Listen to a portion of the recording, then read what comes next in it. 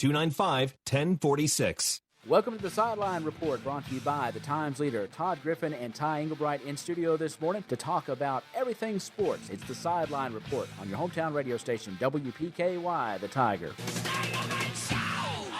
Yes, indeed, at 9:04, it's the Sideline Report and Todd Griffin. Good morning. Good morning. How are you? I would say hello, it's me, but that would make me Todd Rundgren. Yeah, which we just heard, Yes. Todd Rundgren, and that's a classic old tune. And speaking of classic tunes, we were talking about next week. We don't have a top five for you this week.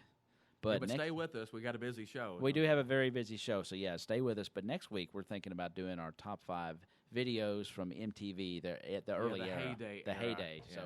So those of you out there that I remember that era, then that'll be fun. Remember, you can text us here on our text line 270-963-9038 for input of what we're talking about. If you got something you want to add, we want to make sure we try to get to it. Yes. So, and lots of stuff to get to, so let's jump right in. Well, we have some coaches coming by today, we hope.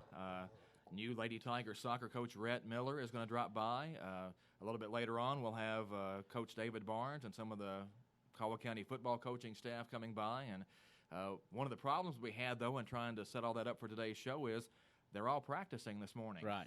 And so, 9 o'clock was a tough time for them to get here.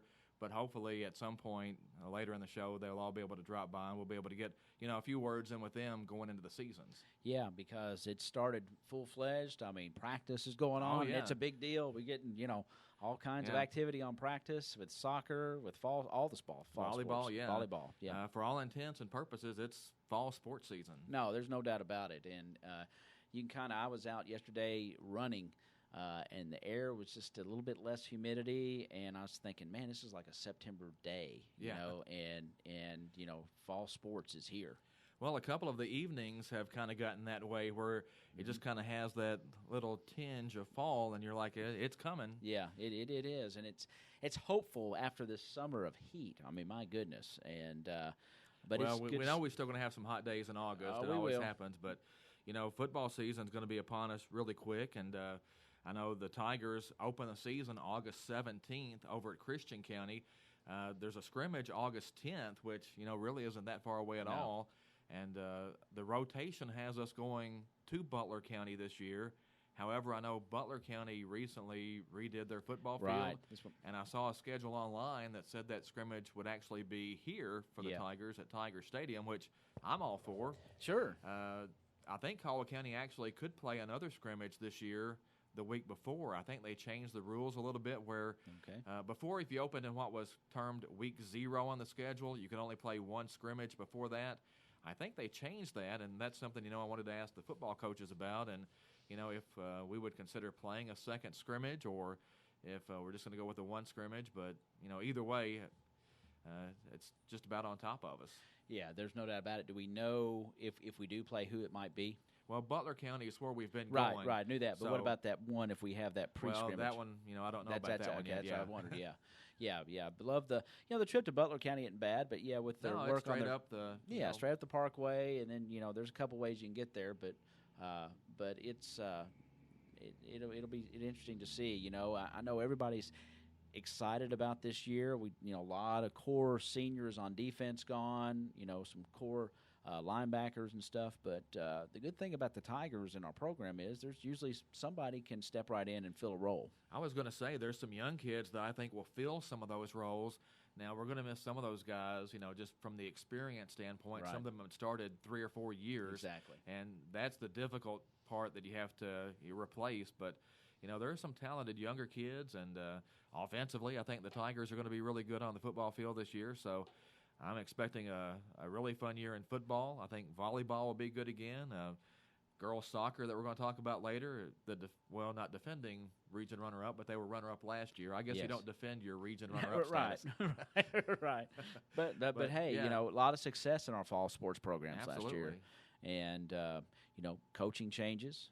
That was interesting. Of course, Coach Miller, well-known to soccer circles around here, and of course we had a soccer coach in place, but totally understand. She decided, she had an opportunity at a university, and we totally understand to take advantage of that opportunity. But luckily thing is we've had soccer in our schools for so long now. We've got people that can step right in at short notice and take the reins and do an effective job. Well, I've actually been off from work for the last couple of weeks, and I never even met the other soccer coach. So, we had a coach that I never even met. Yeah, and but I think that I've seen some buzz and some excitement about Coach Miller, and people know what you get with Coach Miller. He's been around the soccer circles for a while, but he's no nonsense, let's get it done kind of coach, and he's already started working with his girls. Yeah, I'm sure he'll have to familiarize himself with a few things. Right. But he's been in enough games just watching that he should pretty much know what kind of team he's got. Yeah, I would think so, and it'll be interesting to hear his perspective, what he's seen so far as practice has gotten underway. Oh yeah, and of course these football coaches that might come in as well. So lots of fun. Looking forward to all the fall sports this year. Well, there's just a lot going on in the sports world right now, which is great because, for a few weeks there we were kind of a little thin on the sports. But, yeah. One big thing coming up Monday and Tuesday is Big Ten Media Days in Chicago. And, hey, we're going to have a Caldwell County in there because Elijah Sindelar is going to be one of the Purdue representatives at Media Days. At Media Day, and, of course, he's getting a lot of preseason press. I think I saw a Twitter about best arm in the Big Ten, that kind of thing. Of course, we know what kind of arm he has. We know that we got to see his skill level for 4 years here in Caldwell County. And, I got a feeling the Big Ten is going to get the chance to see it as well. Now, we've talked before. I think there's still a little bit of competition to go through. There are two talented quarterbacks on that team, but I think after last year, the injury to the starter, I can't, his name slips me, David Blau. But I hear they're good friends, and I'm sure that I wouldn't mind being Purdue's coach and having to say, well, you got Blau or you got Sindelar. Well, the weird thing is, and I can never remember anybody doing this before. Purdue is actually taking both quarterbacks to Media Days. David Blau will be a senior. Elijah's going to be a junior this year. They're both going to be there. Jeff Brom, the head coach, speaks Monday from 12:45 to 1 o'clock Central Time. And then the Purdue players will be available to the media Monday from 3:45 to 4:45. And all that's on the Big Ten Network. If you've got DirecTV, you're not going up. 610. No, I'm not going to be able to make that. Okay. But I'm sure we'll see with both quarterbacks there a lot of the quarterback competition or / controversy at Purdue. Yeah. And everybody's story coming out of that. Well, and we know the previous coach platooned them, so to speak. I mean, he would rotate them in and out. Yeah, Brom's done that too. Brom's done it too. So. That's interesting not too many people, not colleges at that level are doing anything like that. They got a starter, and that's who it is. Well, the tough thing is, I think they both deserve to play. Oh yeah. Unfortunately, there's only one quarterback spot. Mm-hmm. You can have two great quarterbacks, but you can't have them in the game at the same time. Although Brom might figure out a way, but. Blau is more of the running quarterback, is kind of the narrative that's going around now, and there may be some teams where he's the better option. I think Sindelar is probably the better sit in the pocket and then throw the football. And, it may depend on what kind of offensive line they end up with. If they run block a little better, maybe they'll want the quarterback out there that scrambles a little better. And if, they pass protect pretty well, then maybe you run Elijah out there. And it kind of gives you, a safety blanket where if one of your quarterbacks is struggling, you've got another arm in the bullpen to bring in. Right. Yeah. I mean, like I said, there could be worse problems for a football coach to have. But be interesting to see how the media day plays out with two quarterbacks there. Ought to be interesting. Like I said, you don't see that. Right. I don't ever remember a team taking two quarterbacks to media days. No, but it ought to be fun. And give me those the date again is when? Monday is when Purdue. The media days are Monday and Tuesday. But Purdue's day is Monday. Jeff Brom will speak at 12:45. The Purdue players will be available to media at 3:45. And like I say, I'm sure like this past week with the SEC network showing all of the SEC media days from Atlanta, that the Big Ten network will do the same thing. Yeah, do the same thing. Okay. Good deal. We need to chat. If you follow Elijah Sindelar and the Purdue Boilermakers, tune into it and follow that. That'll be fun to watch all year long. Yeah, like we said last week, we're getting to that point of the year where the college football previews are coming out. Mm-hmm. And it just depends on which preview you look at. Some of them say that Sindelar will be the quarterback, and some say that Blau will probably get his job back. So they can't all be right. And it's probably. I would say. Just what I've read and reached, just probably a toss-up, and it's all going to determine, like you said, it might be to where, Braum decides to use one during matchups, and you might not be able to say this year that Purdue's got a starting quarterback, a set one quarterback. It might be who can we use to have our best chance of winning. And, they'll have practices going up to the season opener to try to win that spot too. I'm sure, most coaches will just play the guy that's got the hot hand. So that's right. We'll see. That's right. What else is going on? Well, Emma Talley has been in the news this week, even though she's basically been off. And kind of like when she was here several weeks ago, her off weeks aren't really off weeks. They're just weeks she doesn't have a tournament. I think she had a clinic this week somewhere maybe up in Illinois. Yeah, and she played in a Pro-Am. Played in a Pro-Am yesterday up around Lexington because of the big PGA events up there this week. So she did a lot of those things. The next event on the schedule is across the pond, or as I call it, the Atlantic Ocean. Yep. That's the Ladies Scottish Open, July 26th through the 29th. Which I think is next week, right?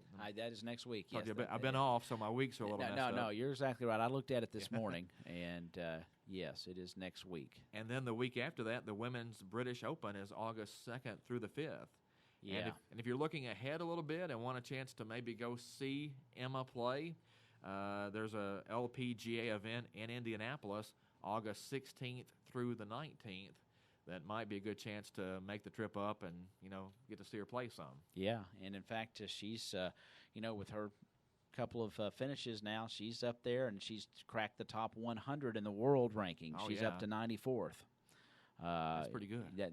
Your rookie year, and probably just second in rookie of the year status. And I've escaped the girl that's leading it, but she's won. I think she won a tournament. I think there's a pretty big gap. There's a big gap but there. I think Emma's been closing it a little bit. She has been, and so my goodness, first year, she's making noise, and she is definitely making her mark on the tour. Yeah, I haven't seen the money list this week, but I know she has to be moving right on up that too. So. I think 35th. 35th. So 35th. That's pretty good. Yeah, I think 35th is what I think that puts you in line to play in just about everything and to get exemptions to all those tournaments where you don't have to go try to qualify for anything. So yeah. As far as I know Emma. Her goal is to win a tournament. Oh yeah. And I like the way she's playing. I think she's very comfortable. The big story, I think, too, is this caddy that she has. Oh, yeah. That seems to be a really good partnership there. And I think, when you have someone carrying your bag and supporting your bag like that and helping out, it's a big deal. Oh, yeah. And they've been getting quite a bit of time on, TV, the Golf Channel, everything. So I think the LPGA is trying to push some of its younger players, and Emma is definitely one of those and one of the rising stars on the LPGA Tour right now. One other thing I want to mention real quick, we had a couple of players playing in Orlando over the weekend and earlier this week at the AAU International Championships of Basketball. Yeah. Darian Boyd's team won the 17U tournament, so they were AAU champs, and Trip Branch was on the 15U team that placed third and lost its semifinal game by a point. So congratulations to them, and looking forward to basketball season too. I'm telling you, man, we've got athletes everywhere that are making noise all over the country, so that's great. Congratulations to those guys and those teams, and it's fantastic stuff. And we now welcome into our show the new Lady Tiger soccer coach, Rhett Miller, who had a busy day at practice, I'm sure. How's everything going? It's been an interesting week. I bet. I bet it has. Congratulations. Came on you quickly, right? Very quickly. A matter of hours changed my life for a few months. So, that's it's been an interesting week. Not a week that I would have expected. Well, we're glad that you were available to take the job, and I know you've watched the Lady Tigers for years and years now, so I think you're pretty familiar with the team, and it looks like a good group coming back this year. Well, we lost 6 or 7 seniors with Coach Jacobs last year, and some good quality players, and we've only got 2 seniors this year. So most people would say, well, you're in a rebuilding year, but when you look at the quality of the players that we've got, I'm not so sure it's a rebuilding year. It's just a fine-tuning year. Yeah. And so and you got 2 years to do that because you got a good group of juniors and a good group of sophomores. So but they got some quality, solid athletes that are on this Lady Tiger team, and it's exciting to watch. You know, I've been practicing with them for 2 days now, and I've been in evaluation mode. What do I need to work on? What do we need to do? What can I see? But I found very quickly that skill-wise, what we need to work on is the same as the boys' teams I coached years ago, and 8-year-olds and 10-year-olds and 12-year-olds that I've coached for years. Everybody has close to the same things we need to work on. So that makes it easy for me as where we go from here. Well, as a coach in just about any sport, I would think that fundamentals are always in vogue, that you got to just keep working on fundamentals no matter how good you get or what level you're playing at. Well, you know, any coach will start off your season and we'll start looking at the fundamentals and we'll start doing the fundamentals. And for 2 weeks, and we're doing that today. You know, we've been focusing the last 2 days on one specific thing that I felt like that we needed to get going right off the bat, and that specific thing will take off into everything else. And what is that? Well, that specific thing is it's your first step. You know, in soccer and in basketball both. Your first step is key to everything because when you make a pass, the receiver will see your first step, and that's the only step they're going to see. So if your first step doesn't move, then they don't have any clue what you're doing. And it's one of those things that it makes everything else flow because if you take a first step and everybody sees it, then everybody can go off of that first step. And it is one of those things, and it's one of those things I noticed last year with our girls that didn't happen very often. So it's something to address right off the bat, and that's going to begin the flow of the progress of being able to do that. Well, that's a skill. That's a simple skill, but it's a simple skill that's hard to master because we're just not used to that. And when you grow up in a rec program and you've never played select and you've never played, you know, really high quality ball, then you're just reacting to what's going on, and that's not acceptable at a high level of sports for soccer or basketball. It's the same kind of thing. So we have to be able to pass and move, and everybody has to know what everybody else is doing. And the ball does not dictate soccer. The people off the ball dictate soccer. And that's something that in rec leagues you don't get. But in any place else you do. So it's my job to get them to the level of play that they need to get to. And so that's where we're starting. Well, and you've played at a pretty high level of soccer. I mean, you played college soccer, and is there a different kind of style when you get to that point, or is it just basically the same game, just played better all the way up? Well, I have a problem in that soccer has evolved drastically in the 10 years that I've been out of the high school level to what most people today play is a 4-flat back. I've never played a 4-flat back. I don't know a 4-flat back. I don't understand a 4-flat back, and that's just we add that to the list of things that Miller has trouble with. Oh. So it's and that list is long, and so there are things that I have to learn, and I will be actually Kelsey and Hannah, who are our 2 center backs, are fantastic. They were freshmen last year. Kelsey was an all-region player, but they play off of each other very well. I'm probably going to have them coaching me more than me coaching them in the first half of the season. It's just a game plan that I don't get, and it works. That's why everybody still uses it, or nobody would use it. Yeah. So it works. It's interesting. I've been studying it for 2 years, trying to look at it. It didn't work with my middle school team last year just because of manpower, but I really can see where it works when you have somebody like Kelsey and Hannah that are your 2 center backs. With that quality of player at your center back, it absolutely can work and work well. And it did last year for the Lady Tigers because they didn't get scored on much. You know, they had a good goalie in Drew last year, and they had those 2 center backs that I got again this year. I've got to capitalize on that opportunity that I've got. Of course, you need a good goalie at all times. Of course, Drew's going to be hard to replace, but is it imperative with that 4-flat back that you'll be running or attempting to run to have a really solid goalie? I mean, you got to have a good goalie anyway, but I'm just saying, is the goalie a very important position in what you're talking about? Well, a goalie is a goalie. Yeah. And the best case scenario, a goalie doesn't have to do anything. Right. So if we can prevent the goalie from having to do anything, we win. And you know, we did lose a good keeper in Drew Hadley, but we've got a good keeper now. You know, Kate Manley has been right behind Drew for 2 or 3 years. Yeah, and I saw they've worked together very well. And so, yeah, Drew's good, but I think that our fullbacks have just as much confidence in Kate as well. But the confidence is more important for your fullbacks and your goalie than it is actual ability, because if those fullbacks know that goalie is going to give it her best, and you have confidence in that girl, then you're going to play differently. You know, I've coached teams where you had a terrible goalie, didn't hustle. I've coached those teams before, and it does not affect the team positively at all. And everybody changes the way you play when the person behind you plays differently, especially if the person behind you plays lazy, because then you have no confidence in them, so you're afraid to take risks. And when you're afraid to take risks, things don't flow. And you're trying to cover for them. You're trying to well, you don't want them to have to do anything because you don't have trust. You don't have any faith in them. Yeah.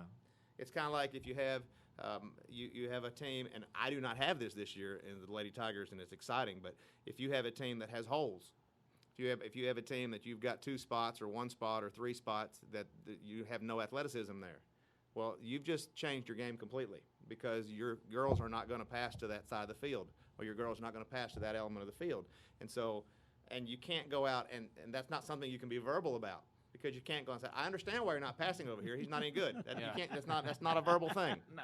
You know. But as a coach, you see it. Yeah. And as the players, they see it. And I don't have that. I'm easily 15 deep with athletes on the Lady Tigers soccer team, and that is that's actually pretty rare. Yeah. Yeah. That's awesome. Yeah, I want to just remind anybody, if anybody wants to chime in, 270-963-9038's text line. If you want to comment, ask a question to Coach Miller, you can do that while we're continuing here. Well, are there any kind of style changes or anything you're going to try to make this year, or anything that you think maybe you need to do different this year? I can't answer that question because I'm still in evaluation mode. Okay. So as you said earlier, yes, I have seen the Lady Tigers play, but until 2 days ago, their style of play never entered my head. I just enjoyed watching a soccer game. All right. So I can't comment at all on how I think that we're going to, what formation we're going to use, who's going to play what. I challenged our older ones today. I gave them homework today, and I asked them to bring me a starting lineup tomorrow, because sometimes it doesn't matter what I think; it matters what they think. And if they feel like somebody should be in this spot, and this spot, and this spot, then I need to listen to that, because I have no idea right now. So that gives me a starting point. Okay. I think you've got a really good group to work with, though. I mean, we saw earlier this summer that, even when they didn't have a coach, they were still working out. Yeah. I think you've got a group that has enjoyed success, has won the district the last 2 years. I think that's a lot to build off of. I think those are all great things to have in your program, and kind of that, success breeds success thing. It does, but it's also an extreme pressure for a coach. Yeah. Yeah. You come in and you take over a program that's already had success. Everybody understands that they lost 6 seniors, but that doesn't matter. We also want to win, and these girls want to win, and they can win. So that's a lot of pressure for a coach, especially a coach that's coached at the last minute. That I got big shoes to fill, and that's going to be difficult. Well, it's a good thing you were here. We were talking. We totally understand the situation that the new coach was in. To go on. To the college level, but we were talking how fortunate we are here in Caldwell County. We've had these soccer programs now up and running, and we've had seasoned, players and coaches now. And you were there to step in and take this role. And if we had not had that, we were scrambling around looking for a soccer coach. It's been tough. That's why I'm coach. Yeah. And, I told the girls when I first addressed them, and that it's very simple. Nobody that knows me is going to disagree that my heart is with Caldwell County Soccer. Nobody's going to disagree with that. And this is an opportunity that Caldwell County Soccer needed me. And so it wasn't a hard decision. It was a hard decision for my family, but it wasn't a hard decision for what I should have done. And so we're going to take it from there. Never in a million years would I thought I'd be coaching girls soccer. But here we are. It also has a little bit to do with, I have a daughter that's in 7th grade. My daughter needs a program. Yeah. And we can't wait 2 weeks to have another coach. No, fantastic. Well, again, you got some great kids and some really good parents, except for the one that was staring into the window at us. That's going to be on in just a little while, but other than that, some great people around the program. Yeah, it's been very supportive. I've had a lot of support in the last 2 days, a lot of texts, a lot of phone calls, a lot of messages, and I appreciate that, and that speaks a lot for the community that's here. Well, and we're glad we could get you on the show this morning. I know that it was a little tough getting it worked out with practice, but I hope you had a good practice, and again, glad you could come by and join us. I appreciate it. I'm excited about this season. We'll see how it goes. We'll see how I do.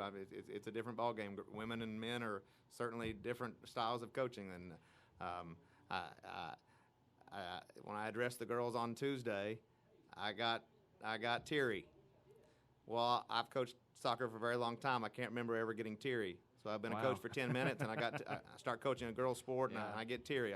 They rubbed off on me. It rubbed off immediately. I guess emotions ran high, but my emotions had been running high for 24 hours. So there's no shock that my emotions spilled out a little bit when I addressed those girls, because there's some excitement there. Yeah. Well, I think there's some excitement in the community from everything I've heard, and I always get fired up when we have former Tigers that become coaches, and you're not only a former Tiger, you're a former Tiger coach. So I always like those people because, and nothing against anybody else, we've had some people from other communities come in and coach here and stay in the community and be incredible ambassadors for Caldwell County. But I always love all those people who wore the blue and gold, who get to come back and coach the team. Well, it speaks a lot of a community when everybody wants to come back and coach or wants to come back and work here. That speaks volumes. And if you look at our football program with Coach Barnes coming back, and you look at his son coming back, that speaks volumes of who this community is, and this community supports each other. And I had to do the same in this case, and I felt that it wasn't a hard decision. So I'm happy to be here. I love this community. I love the sport. I love these kids, and I love my school. So I hope I don't let anybody down. Yeah, we're glad you're back. Yeah, thank you so much. Again, when you have to step up to do something, sometimes it's tough. But you've got family support, you've got the support of this community, I know, and you've got a great group of young ladies to work with. So you got a lot of good stuff going for you. So best of luck to you, and just tickle to death. Speaking of that exact same thing, I just get a text from David Schote that says wants to know if we're taking any calls, because he probably has something to say, I'm sure. Hey, tell him to text us 963-9038 if you had anything he can add to it. But that's an example again of somebody wanting to do good for this Caldwell County program, who's taken that job as the softball coach. Yeah. And, he wants it for his daughter, and he wants it for this community, and he wants it for softball. And it's the exact same thing you were talking about having people come back to support this community. Yeah, no doubt about it. And just looking forward to it, because for those that, and I would encourage everybody out there, soccer is one of those things. It's not a new sport, but it's one of those sports that people aren't familiar with. Let's just face it, Caldwell County is a football county. But those parents, those grandparents that have kids in our soccer programs, both boys and girls, they're out there cheering on their sons, their daughters, their grandkids, and they're at most games. But if you have not attended a soccer game or you don't know much about it, I would suggest you go out there and give it a try. It's a fun game to watch. If you've never come and watched a live soccer game, you cannot appreciate the work that those people put in. Oh, my goodness. The amount that you run, and if you think that soccer is not a contact sport, you've never been to a soccer game. Yeah. So it's not something that anybody that likes athletics should like and enjoy coming to watch a soccer game, just because of the physicality that is required out of those athletes. It's unbelievable. For 80 minutes. Yeah. You will be impressed by those players as they're out there on the field. No doubt about it. It's a grueling 80 minutes. It really is. And I mean, it is people falling down. There's contact. But the main thing is the running. They're up and down that field. I mean, no telling how many miles they run during an 80-minute game. But and they're wringing wet when they get done. So fantastic, and wish you luck. But thank you very much. Yep. All right. Coach Barrett Miller, Lady Tiger soccer team, by. and we certainly appreciate him coming in. We're going to take a break and a transition here on the Sideline Report, pay a few bills, and hear from our sponsors. Thank you, Coach Miller, and we'll be back. We've got Caldwell County Tiger football coaches. They're waiting in the wings here on the Sideline Report on your hometown radio station, WPKY, the Tiger. U-Ride in Princeton is proud to sponsor the Sideline Report each Thursday here on your hometown radio station, WPKY, the Tiger. Go on out to U-Ride on Marion Road. Ask for Dave's Deal of the Week. It's usually the spotlight vehicle of the week, and it's waiting for you at U-Ride. Dave Harden is the sales manager at U-Ride. Go on out and ask to test Test Drive Day's Deal of the Week. It's out at U-Ride on Marion Road in Princeton. Give them a call, 270-365-3018, U-Ride of Princeton. Get spruced up this spring with quality mulch from Bashir Sawmill on Dawson Road in Princeton. We all know buying mulch by the truckload saves money, and it's only $25 per load for dark natural mulch at Bashir Sawmill on the Dawson Road, 1/2 mile past City County Park. Bashir Sawmill also buys standing timber and timberland. Give them a call today, 270-365-2330. That's Bashir Sawmill, family owned and operated in Princeton for over 50 years.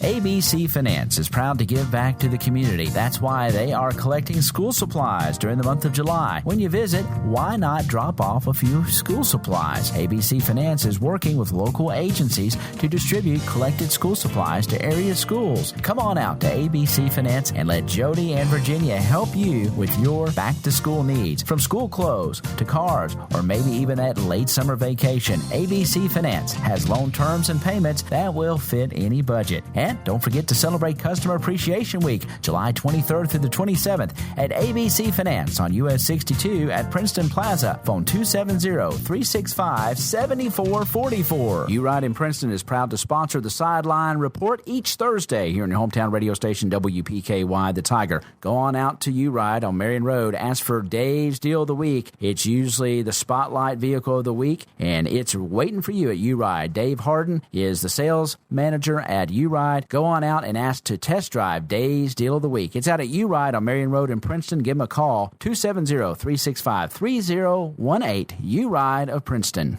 Get spruced up this spring with quality mulch from Bashir Sawmill on Dawson Road in Princeton. We all know buying mulch by the truckload saves money, and it's only $25 per load for dark natural mulch at Bashir Sawmill on the Dawson Road, 1/2 mile past City County Park. Bashir Sawmill also buys standing timber and timberland. Give them a call today, 270-365-2330. That's Bashir Sawmill, family owned and operated in Princeton for over 50 years.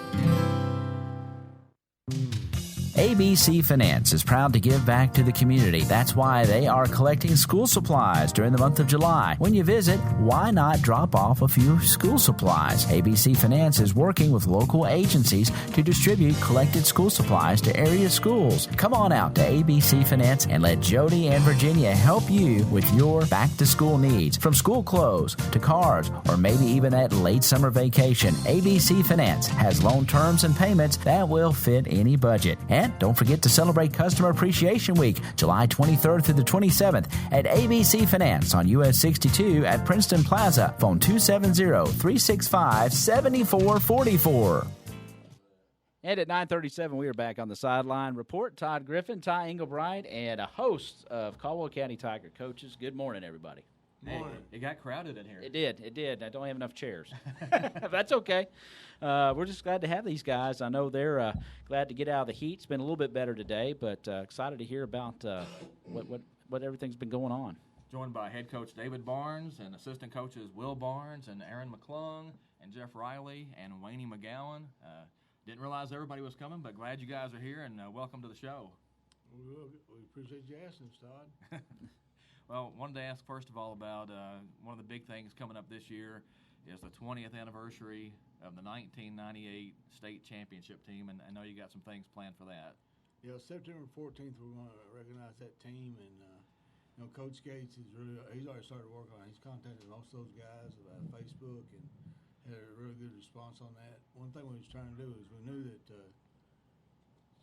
Stewart he's at North Texas works in the program down there, and we knew that we was going to have to work around his schedule.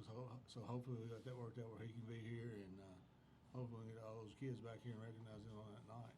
Yeah, that'll be a big night, and of course you had some 7-on-7 this week already, I think, and some 7-on-7 tonight. How'd you look the other night in that? We got at Marshall County went against Mayfield and Marshall, and in that situation they had two fields, and our JV kids were on one field and our varsity was on another field, so we got a lot of reps. That was a big thing. And we also got a film of it, which has helped us a lot in that deal. And pretty pleased at this point with our effort. we got a long ways to go, but we're just in helmets right now. We still can't go full gear, so we're getting a lot of conditioning done and stuff like that. Okay, this season, which coach is doing what? Did y'all have to change some things around when Bradley Stallings stepped away? Coaching-wise, Coach McGowan's going to take over.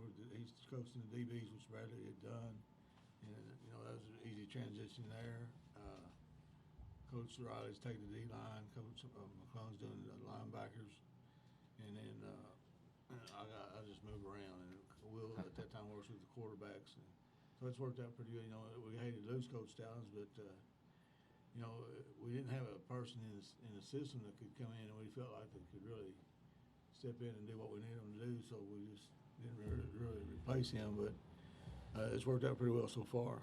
Now, does somebody else have to go up top during football games? Yeah, that was one of his jobs, right? He was one of the eyes in the sky. Yeah, we discussed some things that we're going to try to do. I've even asked Bradley if he would come up and help us out on Friday night. He hadn't, which he hasn't told me yes or no yet.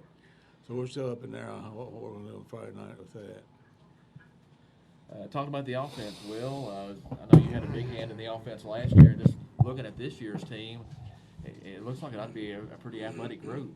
We hope so. Last year, at this time, we were just trying to piece something together, and we had a lot of guys that were inexperienced. Going into this year, we feel like, a big thing, we've got 6 or 7 linemen that can rotate in there, which is good. Most of them have some playing experience, which is good. Just trying to find that good mix there. And then at the skill positions, we've got all those guys back. We've got all those linemen back. We just got to be consistent, more consistent every day and practice. And then, we'll see how it goes once we get these pads on. We'll know a little bit more then. Well, with more and more people, does that mean you're trying to go quicker all the time? We're always trying to go fast. I think we'll be, just like every other year. I don't anticipate anything different as far as tempo from last year to this year. I think our guys will be in shape, and we can rotate guys in and out and be good to go there too. All right, good deal. I don't know which one of you wants the defensive questions, but let me say one thing about where we were this time last year. Our offensive line, we had to replace the whole unit, all 5 guys up front. So they're all new, and going into the Christian County game, a pretty good football team, defensive football team. That was really a test for our offensive linemen. But they came along as the year went on, and all those guys were back. Got a couple kids that we feel like that can step in there and help us. So where we were last year with the offensive line, we're way ahead in that respect. Also good. At the quarterback spot, Joey, his first start was against Christian County, and he got a lot of the reps, a lot of snaps last year. He's come a long way. So in that regard, we're a lot further ahead than we were last year offensively. Okay. Speed-wise, the first thing I told our guys the first day of practice, we want to be the fastest team in this area on offense, on getting play snaps, and our goal was to go as fast as we could. So we're not going to change that concept. Okay, now defense.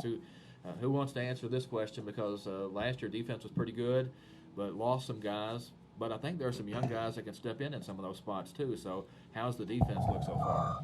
Well, we graduated a really good defensive lineman, Cole Baker, and we graduated 3 really good linebackers, and those guys will be tough to replace. So we've got some good young kids. I think I got 4 good inside linebackers that I think are going to be ready to play varsity football. The thing about it is they're not varsity. They don't have a lot of varsity experience, so they're going to have to earn their way on the field. I would imagine you're going to see more kids playing linebacker this year than you did last year. I got 2 kids that have put it outside linebacker. One of them has a little bit of experience, and one of them was a backup inside linebacker last year, and he's a pretty good kid. And I think they'll end up being fine. I think that we'll have some growing pains as the year goes on because of their youth. But I'm going to keep the pressure on them. It's not like when you got a bunch of seniors that are 2-year starters where you're going to be able to put them in and count on them. These kids they're going to have to go out and make plays, or I'm going to put the other kids. You're going to see a lot more kids playing. Well, you mentioned the experience factor, but it looked to me like some of those younger kids might bring a little more quickness to the table than some of the players of the past. Yeah, they probably are a little more athletic. You know, I got Ben Holt and Russ Bashir right now are playing outside linebacker. You know, Russ is Will's little brother, and you know, he's a lot like Will, but I think he's probably a little more athletic. I think Ben Holt's a little not as big and strong as Dylan Gray, but he's a pretty athletic kid. And then inside, I've been working 4 kids a lot. Tate Van Hooser, who's Hunter's little brother, and he's probably a little more athletic than Hunter. And then Seth Slayton and Travion Samuel. You know, they both play running back, and then we return Burden. So. Yeah. We've talked about it before that, you know, those linebackers were great last year, but it looks like the one guy on the defense that is probably going to be the toughest to replace is Cole Baker up front, because he did a lot, and he didn't always get, you know, maybe the recognition because he wasn't getting all the tackles that the guys at linebacker spots were. But, I mean, he made a lot of that defense happen last year. Yeah, Cole's definitely set the bar pretty high for defensive linemen for us. I mean, he was a 3-year starter, strong kid. He worked hard. So I don't know if you replace a Cole Baker, but we've got kids that we think that maybe aren't as big and as dominant as Cole could be, but we got a little depth. I think we're going to get back Devin Kilgore, who will be his 2nd year as a starter. He's not a big kid, but he's fast, he's strong, he's worked really hard in the weight room and gotten better. Mitchell Harrelson will be back, who we kind of, you know, right before the 2nd game of the year, we kind of moved him to D-line, and he's going to have some experience, and I think that's going to be tremendous for him. He's a hard-working kid. And we've got John Kelly, who played some center last year, but because of some kids that we think can come in and fill in, John Kelly's going to play some defense, and he's not a big kid, but he's quick. Plays well defensively JV the year before, so I'm looking forward to having him. And then we got a promising freshman, Leighton Davis, has worked hard in the weight room. I think he's going to really compete for some varsity clock, and he's a big, strong kid who moves pretty well.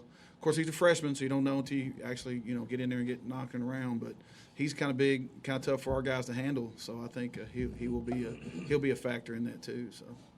So I guess the short version is the Tigers going to be pretty good this year, right? Anybody? Anybody want to? Well, I mean, time will tell. Well, I think there's a lot of excitement about this team. Yeah, we lost a big core of seniors, but you and I have talked about it. The nice thing about you know, watching these underclassmen, you know, they get to watch these older guys. They get a little bit of reps, you know, and into the game from time to time. It didn't get to play a lot of JV, you know, snaps last year, I don't think.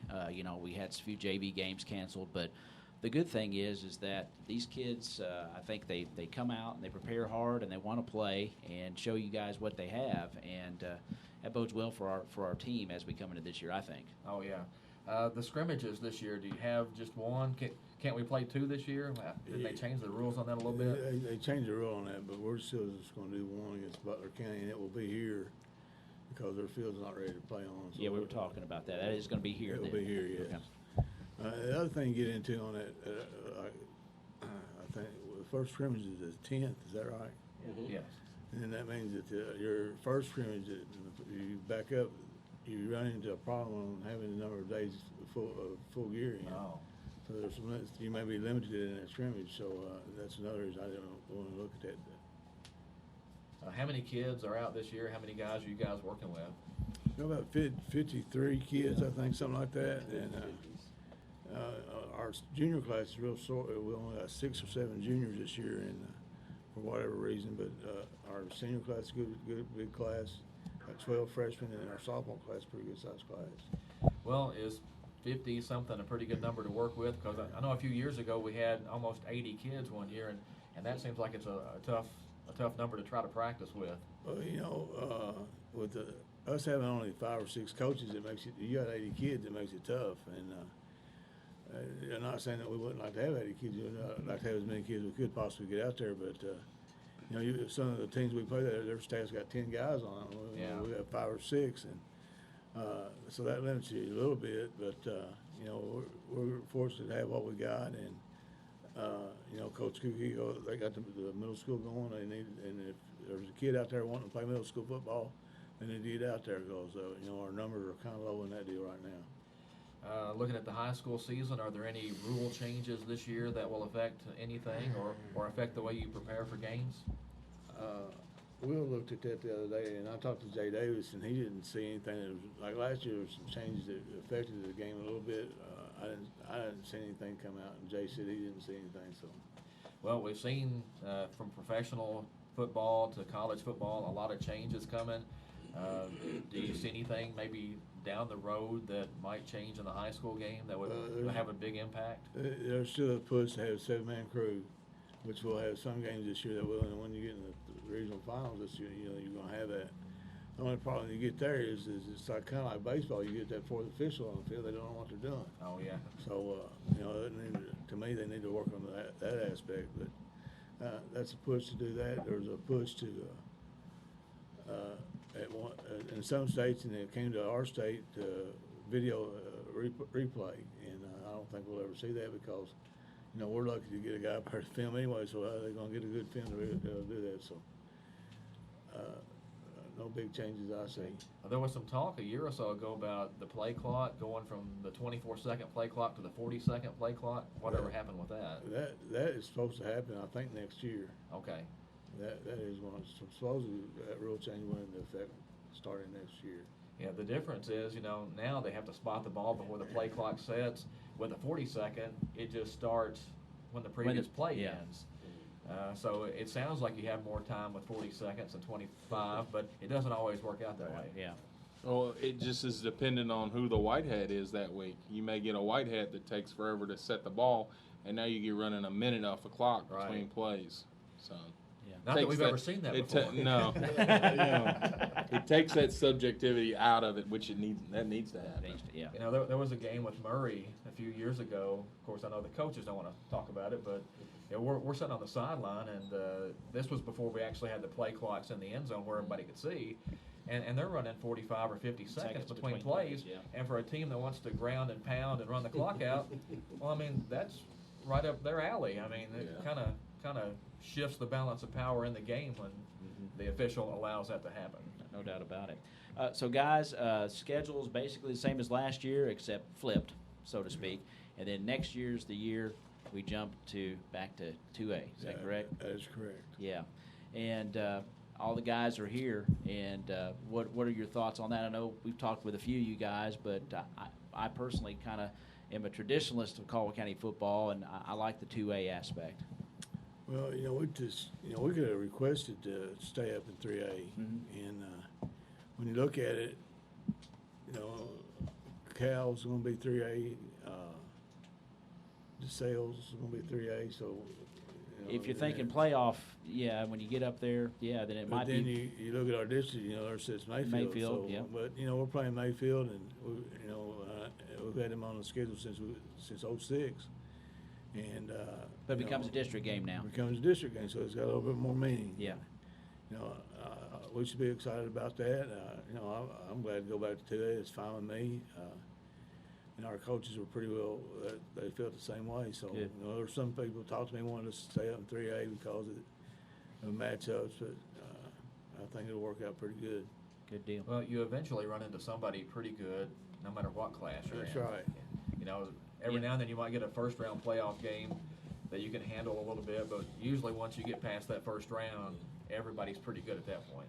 The thing I don't like about it is the cross bracketing. If you look at that going down the road, there's one year where we had to go up on the other side of Louisville for it's like District 1 against District 5. Yeah, I don't like that. That'd be a long trip. Yeah. 3-hour-plus trip. Yeah. Well, and that's another KHSAA thing where, they talk about trying to limit travel, but then send you across the state, for a first-round playoff game. So it's kind of like saying one thing and doing something else.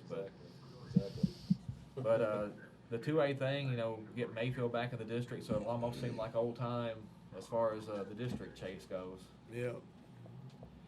A lot of years Mayfield kept Caldwell County out of the playoffs. I mean, even when they went to 2 teams making the playoffs, it seemed like Mayfield and Fort Campbell were always strong. And one year, I think 3 of the top 4 teams in the state in the rankings were Mayfield, Fort Campbell, and Caldwell County, and here we all were stuck in the same district.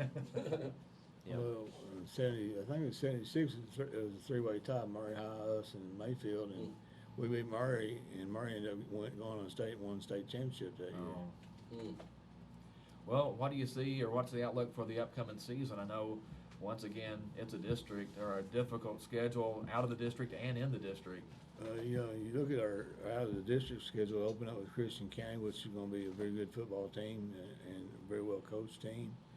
And then the next week we got Graves County, which they got their quarterbacks back. They returned a number of kids back, so that's going to be a test. Then we come home, or we got Hoptown not Hoptown. Hoptown. Hoptown, then Henderson, then Tillman. Yeah. And Crittenden County's in there. Crittenden, So before we get to Tillman, our district games, we got a pretty good test. So Henderson County's going to be much improved. But it's those type of games that get you ready for the playoffs, and that's why we want to play the schedule we're playing. Well, we've played that tough schedule now for years, and it's kind of a double-edged sword because if you have a young team or an inexperienced team, that tough schedule off the bat, can kind of bury you a little bit or shake your confidence. But I think the last few years, that's really helped us. I thought last year's team was great because of that tough early schedule. After Coach McCollum has alluded to this a number of times. Christian County, that's a test. We had 5 young linemen going out against Christian County the first game, and they got better. And we came back the next week and improved. And I just think you play good competition. You say, well, what? Obviously, our goal is to win the ball game, but we want to get better as a football team. So when we get in the playoffs, we're ready to go. Well, when you look at the district this year, Paducah Tillman looks like they're going to be tough. Yeah, they return a lot of kids, and they're athletic, and word is that they're throwing the ball a little bit down there now, and we'll have to wait and see about that. But that'll be a test for us. But hopefully our guys are coming together at that time. It'll be week 6 and time to roll. I thought that was a big win for us last year, and a really good win because I don't know if everybody realizes just how physical that Paducah Tillman team was. Up front, they'd smash you. They were very physical up front. And we were beat up at that point. Yeah. We were coming off that Henderson game, and man, that game really took a toll on us. And to come back and play somebody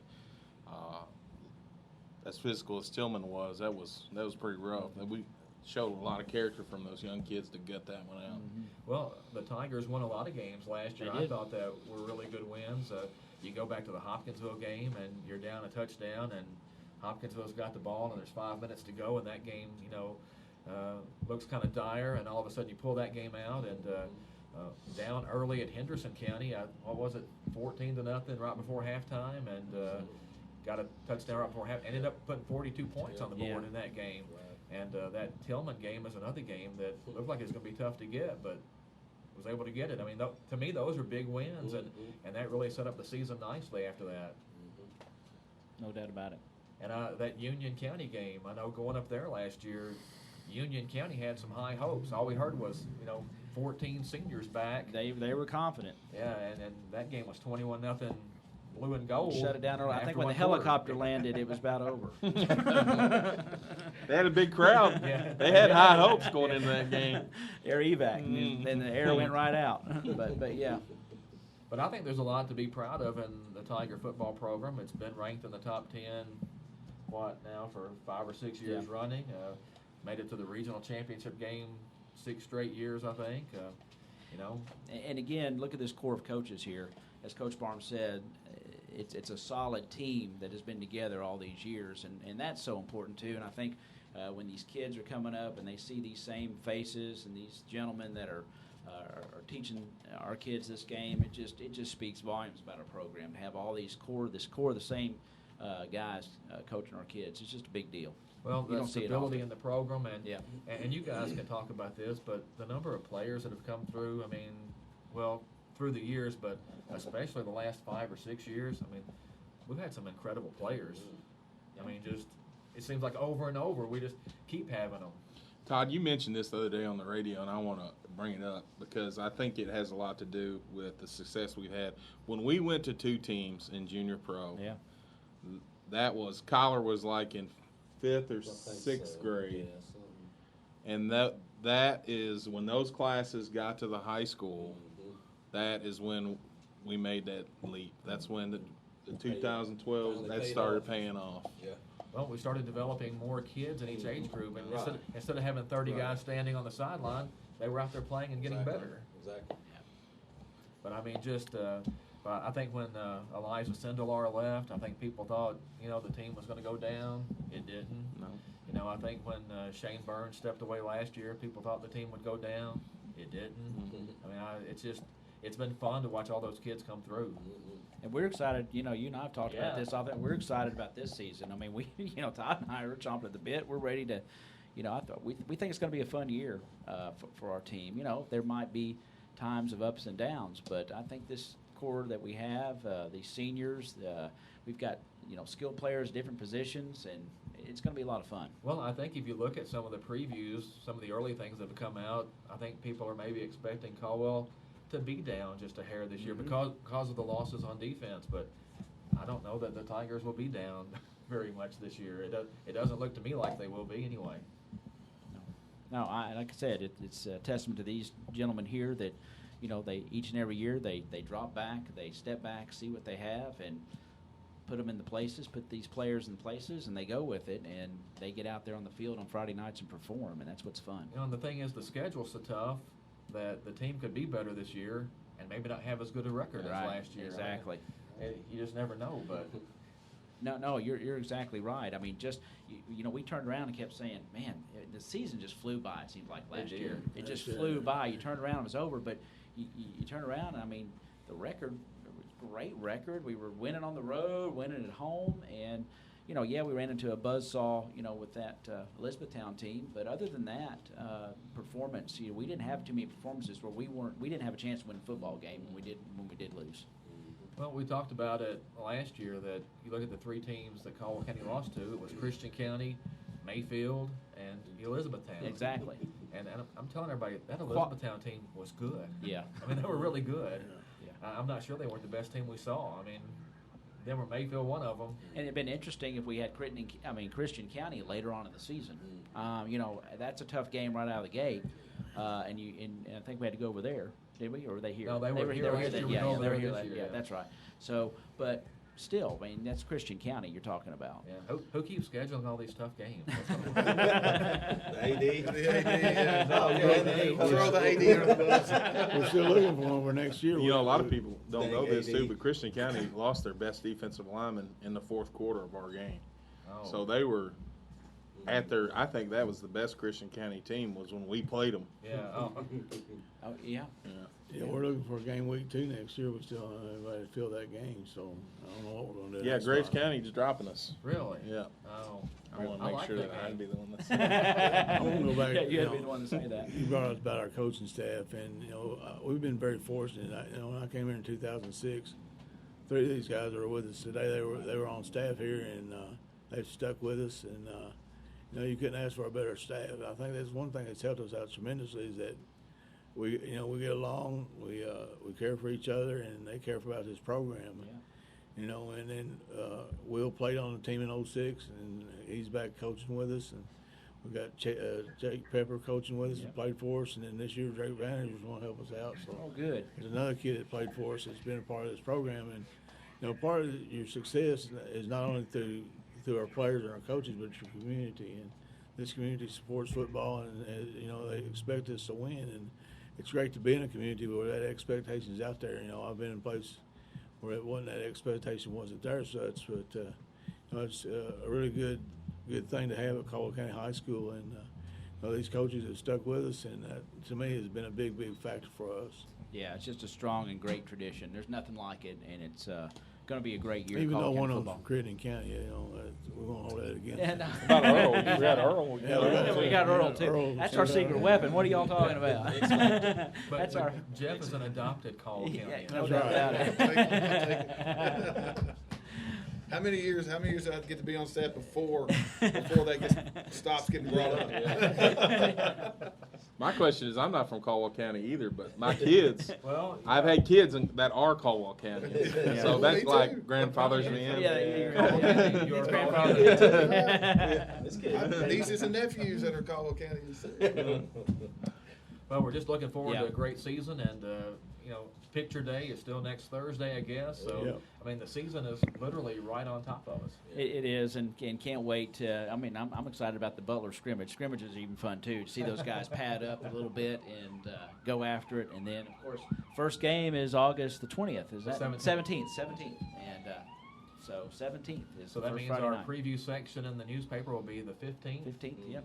And again, we're taking pictures on Thursday, so Let's go get ready sponsor for Flavor that. Day, Picture Day. Picture day. Oh, everybody loves picture day. How's it been practicing and working around the heat? Right at the end of the dead period when y'all started, it was pretty brutal, wasn't it? Being in helmets is not, if we'd been full gear, it would have been a big problem. Yeah. But being in helmets is not as bad. I think Monday night? But Monday night we had to take our helmets off, and it was pretty hot. Yeah. That's the only time we've gone in the afternoon so far, and we've been going in the mornings. The mornings haven't been bad. It gets hot about 9:15. It's starting to get pretty hot. Weather looks pretty good as we hit on through, 80s on into next week. Yeah. So hopefully it'll hold out for you and y'all get some quality time in. So thank you guys. Just one last question, Aaron. What about Star Wars? What do you want to know? Have we done a top 5 today? No, we didn't do a top 5 today. Too much to talk about. Going on in the top 5. Send in his top 5. Then we'll read it off later. Now next week we're doing top 5 videos from the MTV heyday. What about Game of Thrones? How about top 5 Game of Thrones characters? Oh, I could probably do that. I know I can know. No, I'm see, Ty. never watched it. Oh, you're missing I out. know. I Hey, hear Tom, that. I hear got a that. question for you, Ty. Yes, sir. When you gonna start playing Polk Salad Annie again? As soon as you walk out that door, I'm probably gonna put it on. To tell you the truth, so we hit it pretty hard. But I just didn't ever know when you were gonna be riding in your car. I got you now for about 6:30, 7 o'clock now. 7:15. 7:15 on. You're good. I'll throw it on there for you, Coach. You know it. Yeah, we appreciate you guys coming Yeah, we in. do. I didn't expect everybody to show up today, but I'm glad you did. We're glad, yeah. Appreciate it. I got to get some more chairs. Yeah. We got a 7-on-7 tonight at Murray State, Yes. and we only went for about an hour and 15 minutes this morning, and look forward to going down there tonight and getting some more reps against some other teams. All right, good luck. Well, what time's that start, Coach? 5:30. 5:30. So if you're out there listening and want to check it out, 7-on-7 is always kind of fun, and the shade hits just about right about that time over at Roy Stewart Stadium, so it's kind of a nice thing to do. We got 4 games down there. Good deal. Good deal. That's a good night. Will they do the program like y'all do Yeah, too? the Like they always SCA do? program, Yeah, they see a yes. program. That's good. All right. Well, best of luck to you guys, and good luck this year, and we look forward to following you. Thank you. Thank you. All right. Thank y'all for being here. All right. Another great show. Yeah, went by quick. It does. It goes by quick, and we're certainly appreciative of all these coaches taking their times after this. Hey, Will's going to do top 5 Game of Thrones characters with us. Okay, well, that's fine. Yeah, we want to do that. I'll have to study up. I mean, I might have to watch a few episodes because that's Netflix, isn't it? HBO. That's yeah. HBO. Okay. But, Yeah. but anyway, thank you so much to all the coaching staff. And Coach Rhett Miller was here earlier. He is the new Tiger head soccer coach. And it's Coaches Day here on the Sideline Report. And we certainly value and appreciate our coaches, especially, Coach Miller stepping right into our soccer program. He's been around it a long time on the boys' side, but we've got very fortunate to have the quality coaches that we have here in Caldwell County to step in and run our programs and take care of our kids. And at 10:07, we are wrapping up the Sideline Report here on your hometown radio station, WPKY The Tiger. And we certainly want you to join us each and every Thursday at 9:03. Todd Griffin and Ty Engelbright. Of course, next week we will have our top 5 MTV videos from the 80s. During the heyday of MTV, we're going to be counting down. And, of course, we'll keep you up to date on all of the sports here. Follow Todd Griffin's Twitter feed. He's on Twitter at ToddGriffin100. And, of course, get in touch with him at thetimesleader.net. Lots of things going on. Jake Lewis is racing in Utah this weekend, so we'll try to keep you up to date on Jake Lewis as well, as he is in the championships of Utah this weekend. That goes Friday through Sunday, and we certainly are going to try to follow Jake's progress as we continue through the weekend, Friday through Sunday. Of course, Emma Talley is off this week, and she'll be back over the Scottish Open next week. And Todd, we're looking forward to following Emma next week in the Scottish Open. Oh, absolutely. Across the pond. Yeah, across the pond, the Atlantic Ocean. The Atlantic Ocean, that's indeed. So, anyway, we certainly appreciate our coaching staff and our football coaches for being here. Coach Rhett Miller as well. Any last thoughts? I was going to mention that the British Open is this week, and of course, yeah, that's one of my favorite. That's one of my favorites too. Carnoustie is one of my favorite courses. Who you picking for that one? I think Patrick Reed is probably in pretty good shape. Yeah. Ricky Fowler is due. Sets up for their games. Yeah. And don't sleep on Tiger. I know. We can't ever go to sleep with him on that. So, awesome. Well, it's been a great show. Lots of sports to talk about. There's so much going on. Follow Todd Griffin, Todd Griffin 100 on Twitter. The Times Leader, of course, pick up your editions of that, and we'll keep you informed here. I always retweet, repost Todd's, a lot of his stuff. Hoptown Hoppers, Shane Burns, they're in that. We mentioned that. They're in the playoffs. It starts Friday against Madisonville Miners. Mm-hmm. And I think Shane will pitch Game 3. It's a best-of-3 series in the first round. Yeah. Shane said he'll pitch Game 3 if it gets to that. Okay. And he threw an inning last night. I thought he did. Yeah, I saw that. Yeah, and I think he faced 3 batters and got all 3 out. So yeah. 2 of them a strikeout.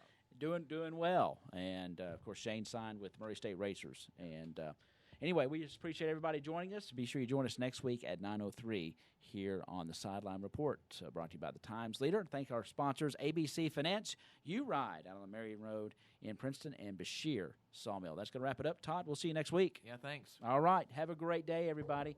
And we certainly appreciate you joining us on the Sideline Report on WPKY The Tiger.